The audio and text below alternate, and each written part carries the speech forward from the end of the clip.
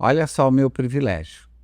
Eu tenho o prazer de apresentar o primeiro podcast, Atuar com Eliana Cancian, Gestão e Transformação.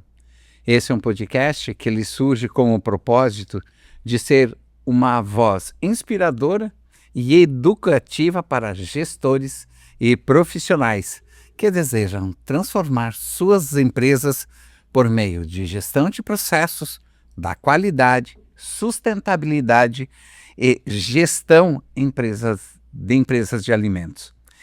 Hoje, o primeiro programa, eu, Dirceu Hermes, vou conduzir junto com a minha amiga Eliana Cancian.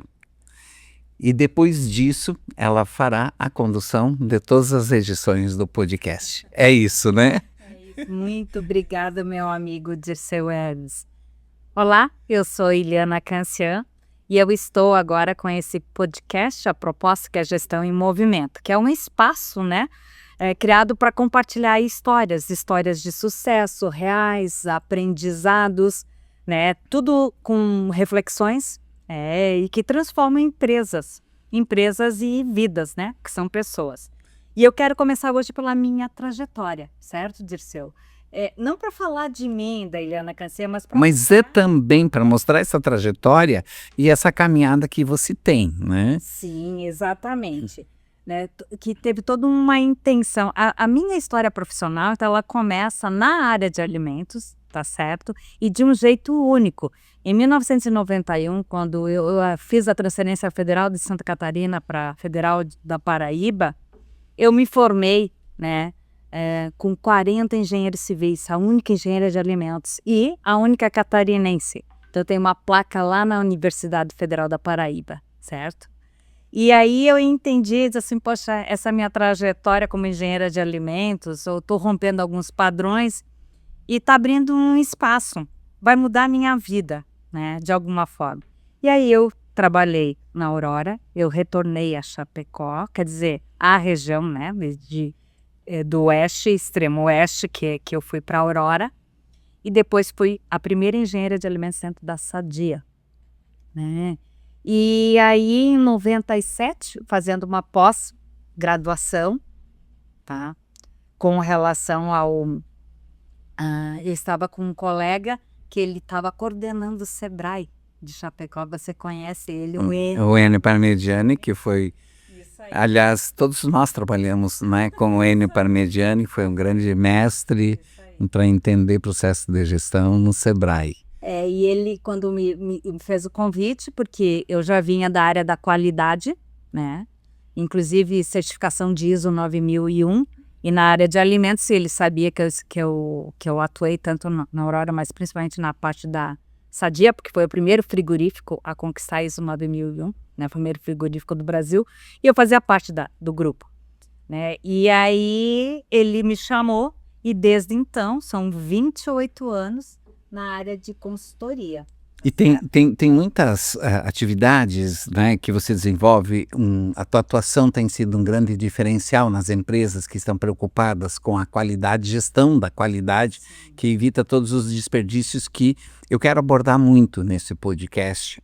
Mas antes, vamos falar um pouquinho de como surgiu a ideia do podcast, né? Como que vem essa proposta do podcast, que é o teu podcast, né?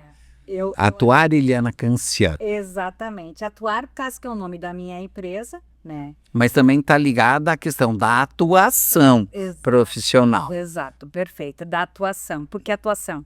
Porque assim, todo consultor, ele é gestor de mudança, tá? A gente entra dentro da empresa para buscar as melhores soluções para resolver um problema, que seja na área da qualidade, na área de processos, essa questão própria do desperdício, né? Sempre existe uma melhor maneira de fazer, tá? Na parte de como a empresa se tornar mais sustentável, né? Então, assim, quando eu me dei conta, assim, poxa vida, com tanto conhecimento, né? Nunca parei de estudar, 3 pós, um MBA, né? Até esse final de semana. Aliás, inclusive, te encontrar sem estudar é algo impossível. E aí eu pensei, o conhecimento, eu tenho um propósito de vida muito claro para mim. E eu quero levar, certo? Essa informação, fazer esse movimento no meio empresarial, certo? Da importância de muitas vezes você estar realizando as coisas de uma maneira um pouco mais adequada e evitando desperdício, sempre em busca de melhoria contínua. Eu sou própria busca de melhoria contínua. Então, foi isso que me fez, certo? Criar o podcast, que não é só para empresas existentes, para aquelas pessoas que queiram iniciar também nessa área de consultoria, certo? Tanto é que você terá convidados para um bate-papo dentro das suas especialidades, das suas expertises. Lógico que também algumas empresas que passaram pela tua consultoria e que sofreram não, que passaram pela conquista da transformação. E aí ter outros olhares presente no teu podcast, né? Sim, isso é importante até porque assim, ó, trazer cases, os resultados. Porque existe a expectativa do empresário, né, das empresas, existe a expectativa também do profissional que está ali dentro da empresa. E você chegar como um fator estranho dentro de um movimento que já acontece e você sugerir ou pegar na mão e dizer, vamos caminhar junto, vamos lá que eu te ajudo a conquistar aquilo que você queira, não é fácil, certo? Obstáculos vão surgir. Então, o desafio são as pessoas também. Você mostrar que você tem competência, que tem conhecimento e que está ali para somar e não para dividir. Interessante porque você elege o tema gestão e transformação. Isso quer dizer que nós vivemos mudanças constantes e que geram transformação no meio empresarial. Isso quer dizer que pensar do mesmo jeito as empresas estar no passado fadado ao insucesso. Não digo ao insucesso, mas vão... Amorosidade para conquistar. E vão estar surgindo concorrentes, né, Dirceu? Então, a partir que tem outros e que fazem o que você faz, você tem que fazer um diferencial. Por isso que existe a questão da inovação. E esse diferencial não é só na questão tecnológica, mas o jeito melhor de fazer. Por isso a parte minha, que eu faço um mapeamento de processos, aonde que identifico as não conformidades, os gargalos, os desperdícios, os problemas, para depois solucionar, mapear novamente e definir, certo, aquilo que realmente é crítico para padronizar, né, através de uma instrução de trabalho, tá certo, de uma documentação que é importante. Hoje tem muita rotatividade dentro de empresas, aí você treina, capacita a pessoa, tá tudo certo, daqui a pouco ela vai embora. E aonde que você tá com essa documentação, diz, você vai entrar aqui, e é isso que acontece, é o passo a passo. Nós já trabalhamos juntos, né, em muitos momentos na vida. Né, a vida me brinda sempre, né, com trabalhos constantes. E eu percebo muito nisso, essa questão, né, da seriedade com que você conduz.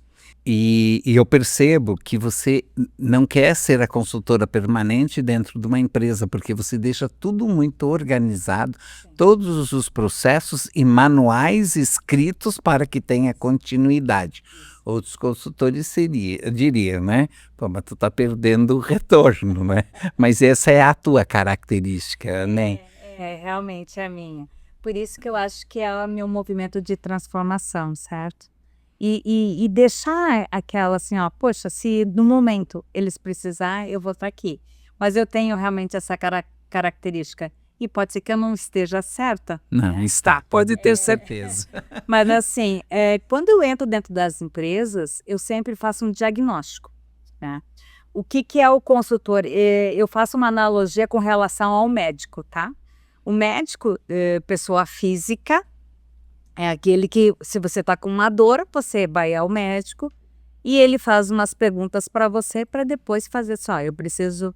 Ele faz um pré-diagnóstico, dentro do diagnóstico você faça exames e tal, para depois fazer a leitura e te dar o remédio, tá certo?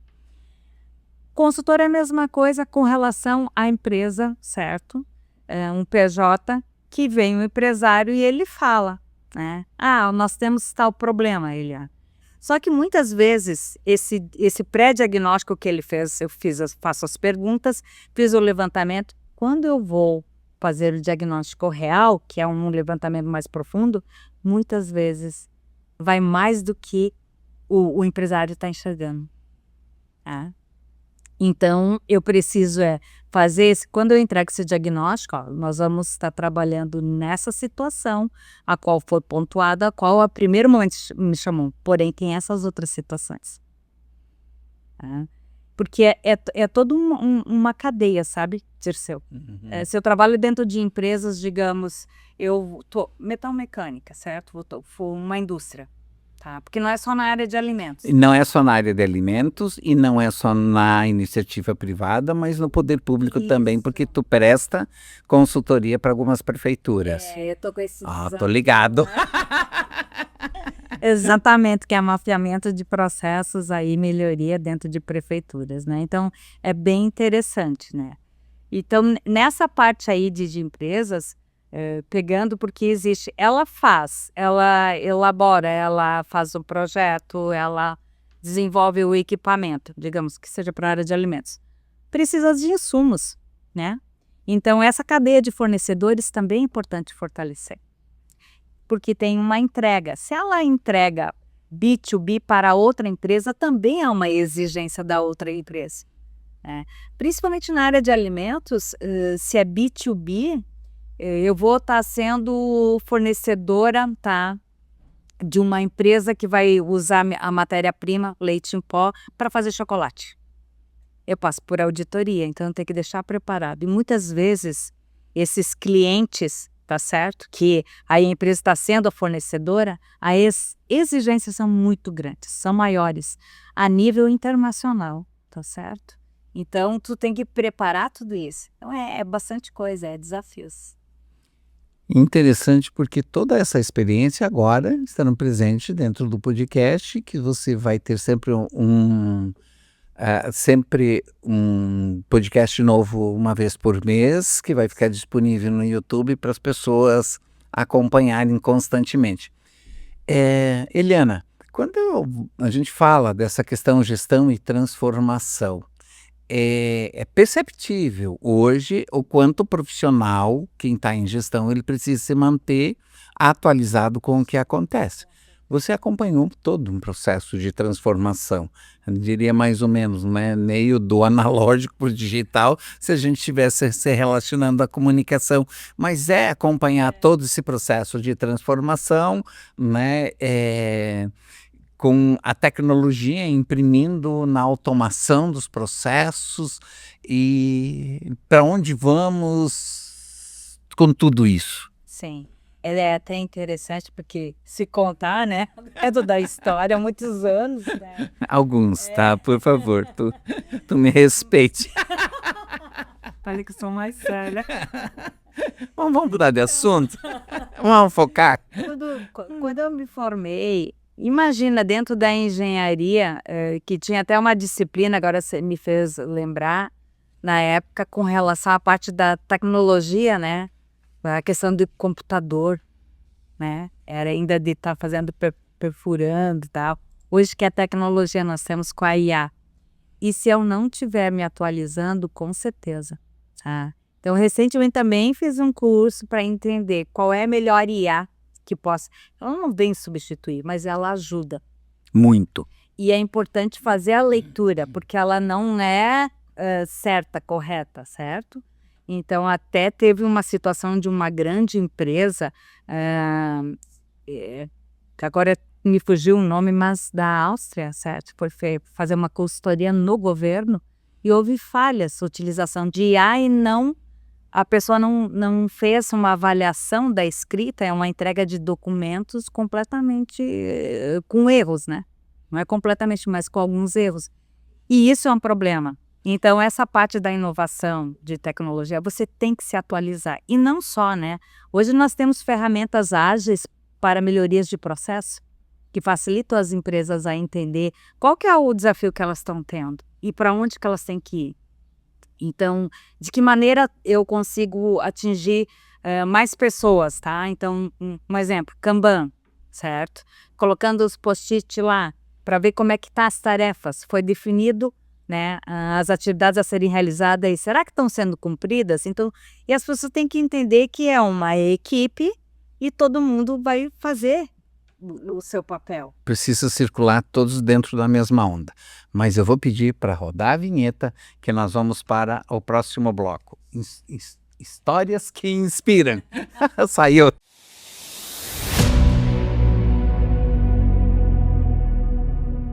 E agora nós vamos de histórias que inspiram. E como é o nosso primeiro podcast, e você vai acompanhar em cada episódio do podcast Atuar Eliana Cancian, Gestão e Transformação, histórias inspiradoras dos convidados. Agora, tem a tua história que inspira, quanto mulher, rompendo todo um estigma, né, um preconceito, porque lembro muito das histórias que você sempre conta, de como foi se inserir como primeira mulher, como primeira mulher engenheira de alimentos dentro de uma agroindústria, né? Rompendo com todo aquele estigma que se tem da fragilidade da mulher. Essa história inspira. Conta pra gente. Sim, olha, foi o desafio. Eu tinha antes passado pela Aurora em São Miguel do Oeste, e aí eu fui para a Sadia, certo? E é interessante que na Sadia, quando eu entrei, foi em 1992, tá certo? Eu peguei, era 15 para 5 da manhã, tá? Só que, no momento que eu fui entregar meu currículo, porque naquela época era currículo, você deixava o currículo, né? Com a foto junto. Com a foto. A gente tirava foto 3x4 só pro currículo. E carteira de identidade. Quando eu fui entregar o meu currículo, Cécio, porque eu não queria voltar, porque eu tive uma situação dentro, por causa que nós temos na nossa região essa predominância do machismo, né? E você como mulher, um sobrenome forte por detrás, então tudo isso implica. Então você tem que sempre saber mais do que os outros. Até hoje. Até hoje. Anos atrás, Há 34 bem, anos atrás. bem mais difícil, com certeza. Então, dentro dessa situação, o meu pai insistiu, porque foi um colega meu, dizia assim, olha, Eliana, eu tinha uma boutique de massas Sapor Italiano, que é a primeira boutique de massas de Chapecó, tá? Ficou quase 2 anos. E eu estava lá, saí da Aurora e montei essa boutique de massas, onde eu trazia massas de Flores da Cunha, do Rio Grande do Sul. Massaiola, tá? Então, é uma história bem interessante, das meninas, inclusive, né, do trabalho delas. E foi um colega meu, hoje já falecido, o Roberto, disse assim, olha, a Sadia está contratando engenheiro de alimentos. Eu disse, não, mas eu não quero. E eu comentei com meu pai, não, mas você tem que ir mais, certo? Uma senhora experiência. Não, é preciso, Eliana se doa e tal, né, para tanto, tá bom.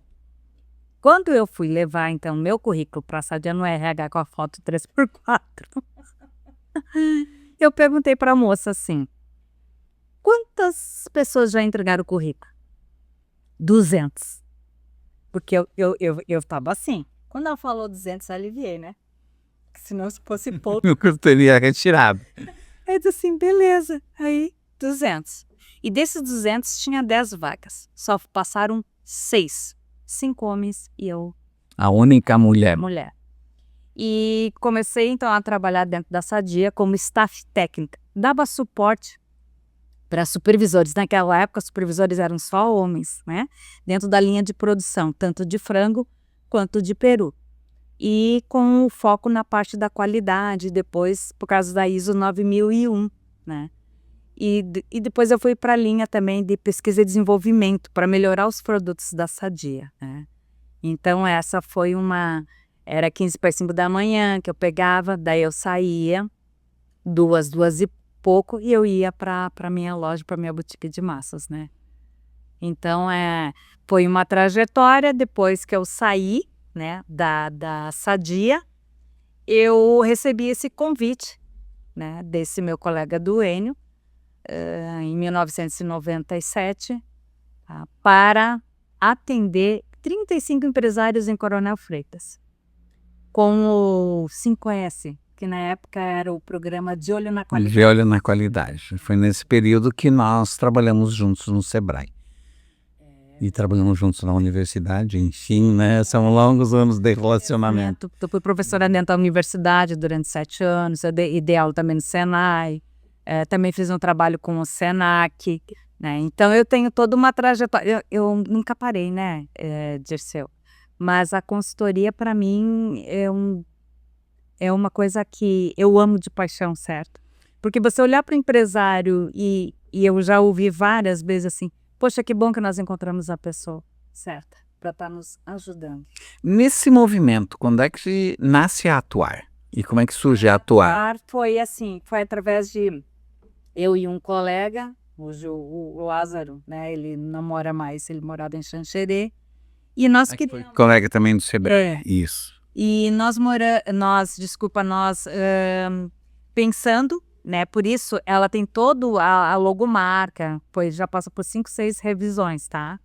E antigamente eu comecei a atuar com um H no final, então muita gente pensava, atua em RH, né, porque atuar é de atuação, mas ali ela tem toda uma roda, certo? Ela tem um olho, né, que é a direção, que é a visão, né? Melhor do que a direção é tu ter uma visão já assertiva. Então ela vem com as cores azul, laranja, então foi feito todo um trabalho. E eu fui uma das pouquíssimas, acho que foi a primeira consultora que começou a ter cartão, certo? Dentro do Sebrae, inclusive. Só, claro, o Sebrae tem todas as regras, né? Mas aí no momento, porque eu era credenciada ao Sebrae, e a gente passa por credenciamento, a empresa e tal. Então, quando montamos eu e o Lázaro, logo depois o Lázaro saiu. Então, foi 2001, tá? Mas antes, para prestar o serviço para o Sebrae, tu tinha que estar com alguma afiliado em alguma empresa. Antes tinha uma cooperativa, isso foi desse período que eu participei. Quando eu cheguei no Sebrae, foi para participar com cooperativa. Que é a cooperativa que emitia nota para a cooperativa, e era esse movimento que se resolvia. Bom, nisso tudo a consultoria, ela sempre teve na tua vida. Sim, sim. A consultoria e junto o treinamento. Pois é, eu ia dizer justamente isso. Nós estamos focando tanto na consultoria que esquecemos do treinamento, que aí também vem uma larga experiência e com um portfólio muito interessante. Sim, porque assim, ó, pelo Sebrae existe aquele trabalho como consultora. Pela Atuar é uma assessoria, é algo, sabe, a mais. E aonde que entra a questão da capacitação. Então, vamos lá, se eu estou fazendo o mapeamento todo, o passo a passo, eu preciso treinar as pessoas, tá? Se for na área de alimentos, monto lá o manual de boas práticas de fabricação, tá? Os procedimentos de autocontroles. Então, existe uma documentação, as pessoas precisam entender o quanto é importante monitorar aquilo, o quanto é importante fazer a verificação, é comprovar de fato que aquilo que está descrito no documento está sendo realizado. Então, a capacitação é fundamental, né? O treinamento. E o treinamento entra como um indicador também de desempenho, porque a empresa vai lá, investe, melhora esses processos, tá? Padroniza, e não existe um treinamento. Então, é necessário um treinamento e o acompanhamento com indicadores, tá? Então, é fundamental sempre trabalhar a consultoria mais a parte da capacitação do treinamento, nós temos uma assessoria. E aí que vem o teu treinamento sobre manipulação de alimentos e tudo isso que nós vamos ver no que funciona e o que não funciona depois da nossa vinheta. Roda a vinheta.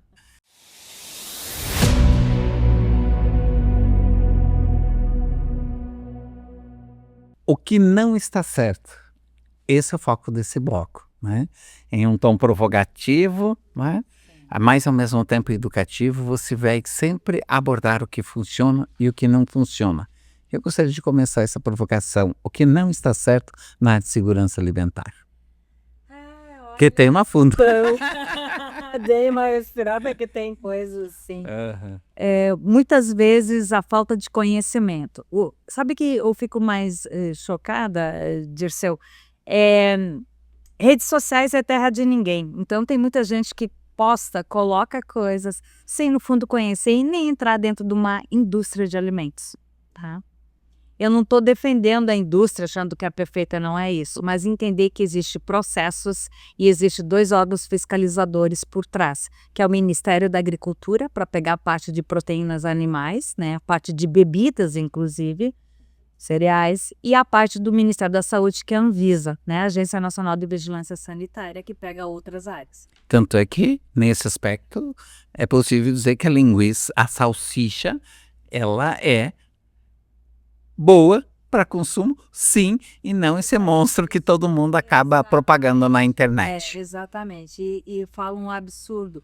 Gente, é a mesma coisa, eu vou te dar um exemplo. Se você compra um frango dentro da tua casa, tá certo? Você vai assar o frango. Claro que ele vai diminuir, ele tem uma conservação, tem uma questão de temperos, com a água vai diminuir. Você vai comer as partes principais, tá? E aquilo que sobra, tá? Sobrou lá, de repente você desfiar essa parte que não é a primeira parte, digamos, não é carne nobre, você vai jogar fora? Não, eu transformo em patê, pronto, resolvido. Pronto, é exatamente isso que a indústria faz, tá? Então, assim, porque cada alimento tem seu padrão de identidade e qualidade, que pode, que não pode. Entra a questão de aditivos, que tem gente que fala, o conservante. Não, tem 23 tipos de aditivos, e mais os coadjuvantes que ajudam no processo, certo, do alimento. Então, tem gente que fala coisas sem realmente conhecer. Isso é preocupante. E tem outros alimentos que são ultraprocessados que são piores do que uma salsicha. Rapaz, Sabe, assim, ó, as pessoas, elas não sabem ler rótulo. É isso que você acaba de dizer. você sabe que contigo eu tô aprendendo muitas coisas, inclusive essa questão do rótulo, vale a pena se antenar no que vem aí. Isso aí. Porque é uma coisa, muitas vezes a tabela nutricional. Eu desenvolvo tabela nutricional também. Mas é em base do que a empresa apresenta, formata. Mesmo dentro de uma panificadora. Quais são os ingredientes, certo, que ela coloca, a quantidade, tudo isso para depois eu apresentar o cálculo nutricional, tá? Em quilocalorias, que a base é proteína, gorduras, certo, saturadas, e a questão de carboidrato. Depois tem outras informações. Só que quando você vê um rótulo, né, muitas vezes, isso agora com essa a nova legislação de 2020 que entrou, ela está sendo mais rígida. Por isso que tem aquelas lupas quando tem um excesso, né, tanto de sódio quanto de gordura saturada. Tem a lupinha que avisa, que avisa. E açúcar adicionado. Mas assim, é interessante se ater na lupa, mas nos ingredientes, porque o primeiro composto que vai lá do ingrediente, você pega um bombom, tá? E tá escrito açúcar, é o primeiro ingrediente, é o que mais contém. Entende? Então, se você começar a ler os ingredientes, você acaba observando que existe muita coisa ali. Lá no final, é que existe a matéria-prima, tá certo? Do produto, né? De origem ali. Então, você vê que as pessoas não leem ingrediente, não leem o rótulo, né? Na parte do rótulo. E outra coisa também, data de validade. Tem algumas pessoas leem, tá? Mas nem todo mundo. Certo? Eu acho que vale a pena perder alguns minutos a mais no supermercado e saber o que você vai comer. Uma pergunta bem constante e comum. Venceu. Certo. Eu posso consumir? Quanto tempo depois? A gente sempre tem uma margem de segurança, tá? Mas assim, a partir que venceu, tá, você não vai querer correr o risco. E se acontecer alguma coisa, você não tem direito de reclamar. Porque a primeira coisa dentro de um call, de alguma informação da qualidade, a gente pergunta, né? Qual é a data de validade, qual é o lote? Porque como a gente tem controle de processos de produção, a gente vai verificar. Se você está com a data de validade vencida, a responsabilidade é sua. Porque a responsabilidade de quem produz e informar está ali. Mas tem muitos alimentos que você ainda consegue, certo? Depende do processo de conservação, tá? Então, aonde que você vai colocar o alimento? Onde que você vai conservar? Onde que você vai guardar, armazenar? Tá, isso é importante. Essas informações é que a gente que não se observa nas redes sociais, internet. Aonde que eu guardo? Qual o melhor espaço? Não é espaço. Climatização para o arroz, para o feijão, para esses alimentos. Olha isso. Se a gente começar, tem a parte das verduras, né? Por que que tem que ser mais na parte de baixo da geladeira, né? Porque a temperatura tem uma diferença, né? De temperatura. Algumas o ideal é deixar, certo? Fora, numa cestinha, nada que incida o sol, o calor, né? Então, o armazenamento é fundamental, tá? E sempre poder, naquela questão de deixar na embalagem original. Tá? A partir que tu abre, tu tira tudo da embalagem original, automaticamente a questão é ter um prazo de validade. Então, ter esses cuidados, tá? E o tipo, assim, ó, recentemente eu estava lendo um artigo científico com relação aos potes plásticos. Então, se tu puder utilizar de vidro... Então, o que não está certo, né? Pote plástico. Os potes plásticos são complicados. E se você colocar no micro-ondas, é pior ainda, né? Por quê? Porque existe liberação aí, tá? Liberação, existe migração, então tem todo um fator químico, né? Mas esse pode ser uma outra... Tema para o próximo podcast.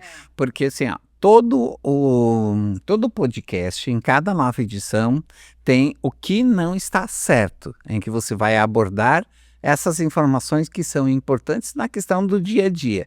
Aí não é somente para a empresa, né? Mas também, né? É o espaço em que você vai apresentar sobre como evitar desperdício. Também. Que é uma das, hoje, dentro das empresas, né, e em casa também, né? Nós desperdiçamos muitas coisas, né? Né, para você aproveitar, né?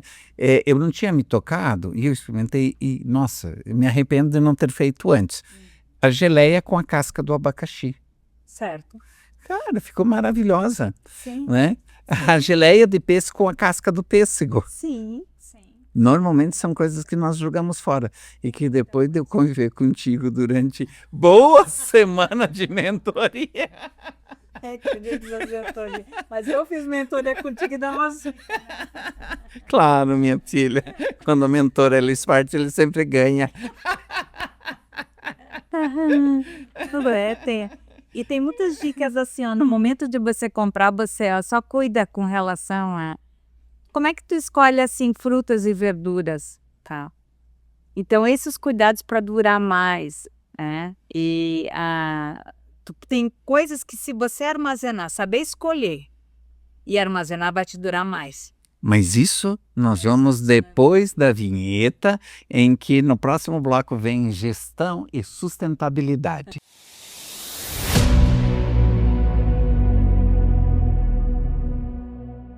Gestão da sustentabilidade. Quando se fala em sustentabilidade, nós estamos nos referindo a 3 eixos importantes, que é a social, a econômica e a ambiental.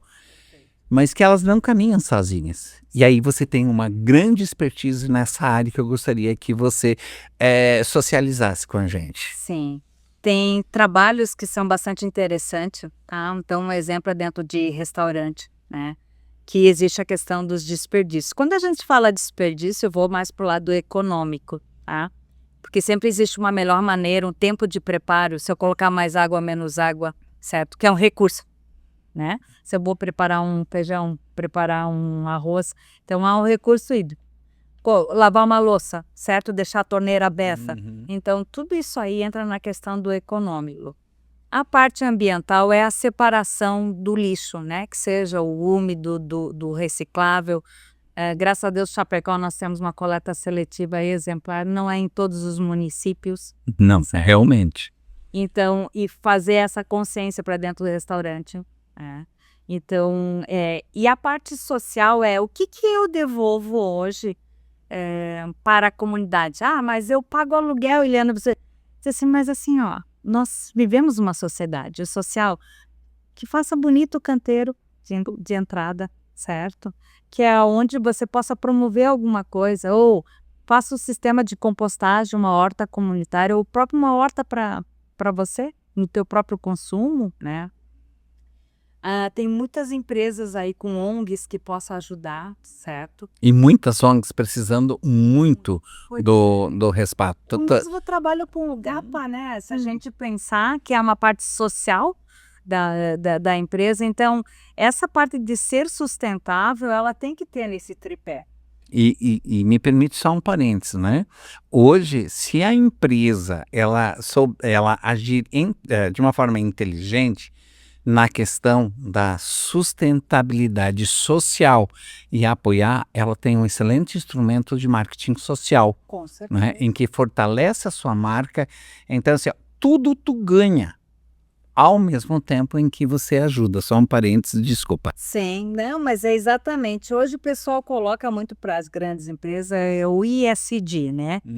ESG, que a questão econômica vem para corporativo, né? Como é que a organização. E aí depois para entrar até numa bolsa de valores, tá? Mas assim, de uma forma bem simples, ser sustentável, eu acho que faz uma diferença. Porque se você for entrar dentro de uma empresa para adquirir seu produto, seu serviço, e você ter a opção de escolher e saber que a empresa ela se preocupa com o social ambiental, você não vai mais para esse... Com certeza, tanto é que o consumidor hoje ele está bem mais consciente. Eles buscam empresas que são socialmente e ambientalmente responsáveis, né?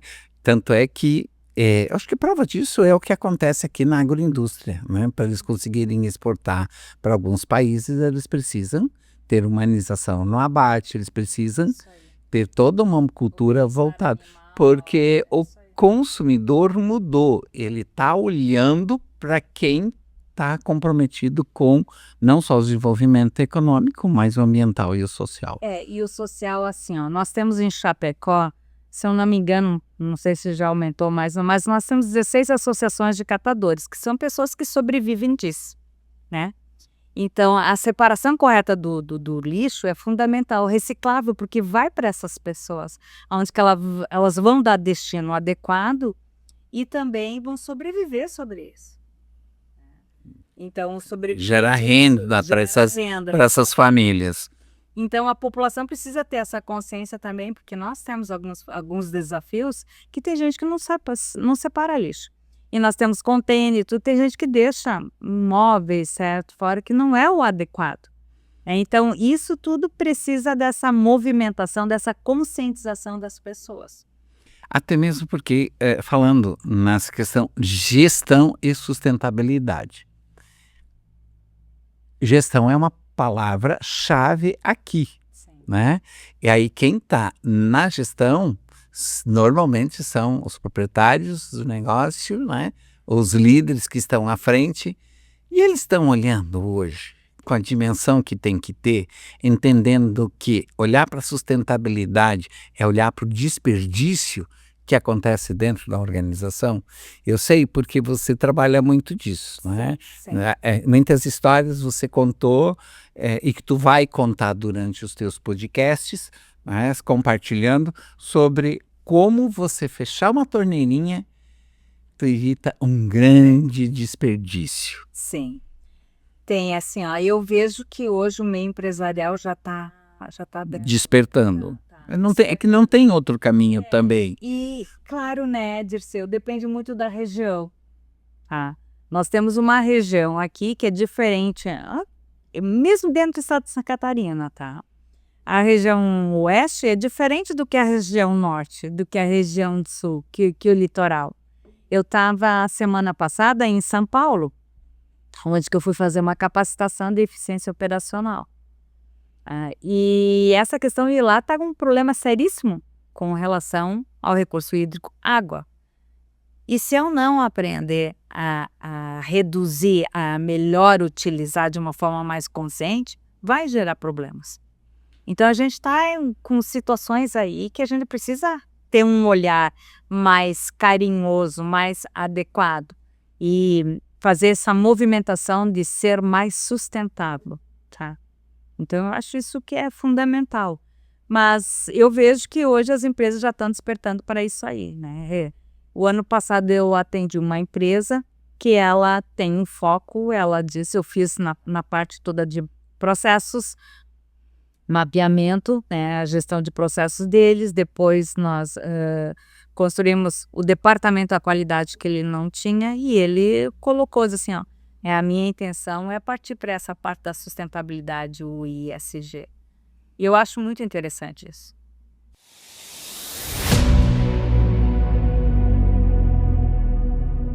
E assim nós chegamos ao final do podcast Atuar Eliana Cancian, Gestão e Transformação.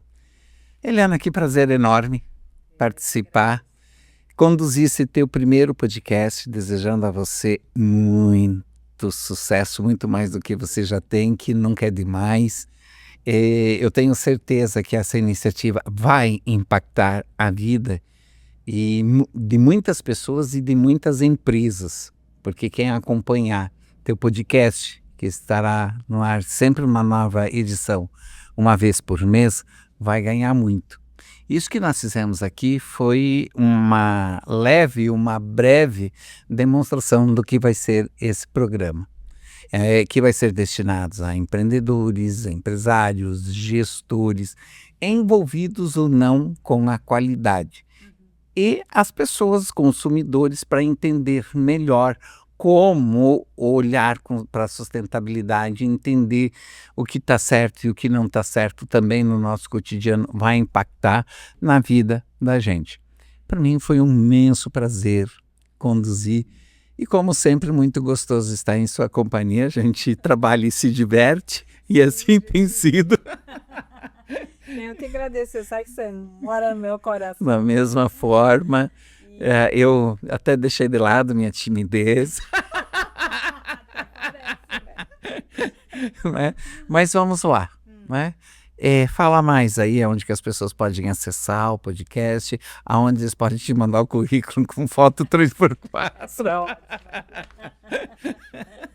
Bom, eu tenho o meu site, né, que é www.atuarbrasil, né, junto.com.br. Eu tenho o LinkedIn, tá, que é Eliana Cancian. Também estou no Instagram, é atuar_Eliana Cancian. Facebook também eu tenho da Atuar. Então, nas redes sociais, YouTube, tá certo? Então, nas redes sociais, né, o WhatsApp também, né? 49999870787. Então, tá aí. Não tem onde... Não tem motivo para não te encontrar, ou seja, tem todas as redes e você está extremamente conectada. E, aliás, inclusive, você está muito bem nas redes sociais. O seu mentor mandou agradecer. Esse mentor é fantástico, que eu tive um desafio que começou, foi o ano passado, ou foi esse? Foi esse ano. Início desse O namoro começou ano passado. Né? E aí que eu optei pela Filó Comunicação, tá certo? Com essa pessoa que eu falo. E a mentoria com relação a como quebrar esse paradigma de estar numa rede social. Porque não é fácil, né? Como eu te falei, é a terra de ninguém. Então, você muitas vezes tenta passar de uma forma, uma comunicação, de como você falar, gesticular, certo? E passar uma informação que as pessoas possam entender e... Conectar. Exatamente. Mas a tua essência é conexão. Então, nós nos conhecemos há muito tempo e isso é, de fato, uma característica tua. Obrigado. Eu que agradeço. E sucesso aí, o podcast passa a ser conduzido por você, mas estou à disposição, confesso que eu já estou com saudade, tá? Mas eu acho que nós vamos ter que começar a pensar sobre isso, a dar possibilidade de continuar. Vai que de repente os comentários sejam enormes, assim, eu acho o casal top para conversar. É nóis! Gente, obrigado pela companhia. Gostou desse podcast? Indique para as demais pessoas, né, que você perceber que realmente esse conteúdo ele faz sentido, né? E se fez sentido para ti, vai fazer sentido para outras pessoas também. Até breve. Até breve. Obrigada.